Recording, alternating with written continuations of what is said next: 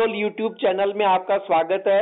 मैं कमल शर्मा और हमारे साथ हैं सिलीगुड़ी एजेंसी नई दिल्ली से सुनील बलदेवा जी। सुनील जी, क्या चना इस साल 5,000 रुपये प्रति क्विंटल बिक पाएगा? बहुतों के मन में ये प्रश्न है।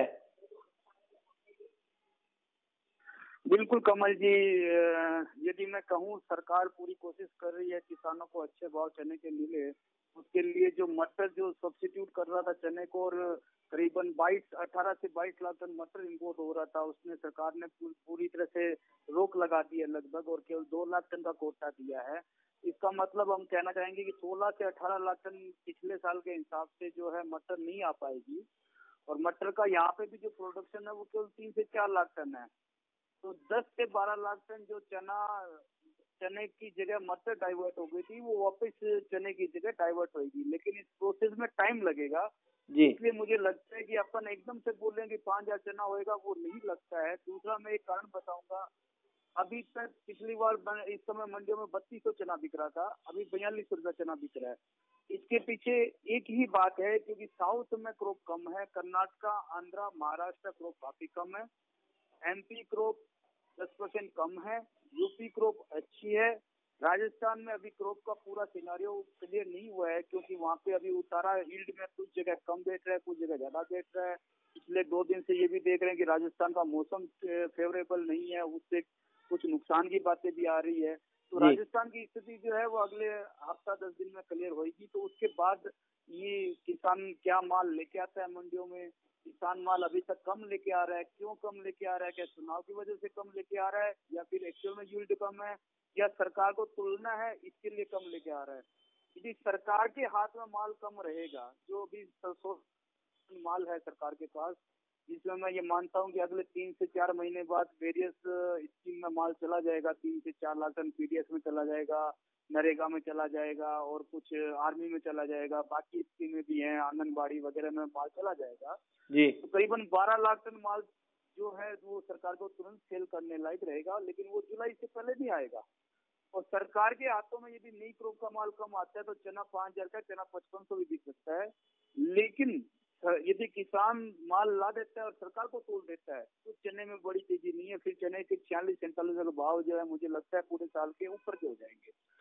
तो ये हमें इस चीज का वेट करना पड़ेगा कि सरकार के हाथों में कितना माल जाता है, क्योंकि अपन ने देखा कि सरकार के हाथों में जब माल जाता है तो इंडस्ट्री उस चीज से दूर भाग जाती है, क्योंकि सरकार 4600 का लेके सरकार 3600 भी बेच सकती है।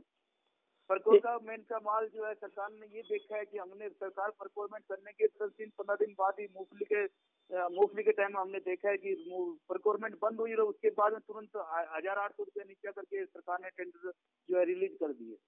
तो इसका डर हमेशा ट्रेडर मिलर के मन में बैठा रहता है। यदि सरकार के हाथ में माल नहीं होगा, कंपनियों के हाथ में, प्राइवेट ट्रेडर के हाथ में माल होगा, तो डेफिनेटली चना जो है 5500 तक भी जा सकता है, यदि मटर इंपोर्ट नहीं होती है तो जी। वायदा बाजार की भी बात करें तो वहां चने के दाम पिछले दिनों बढ़े हैं।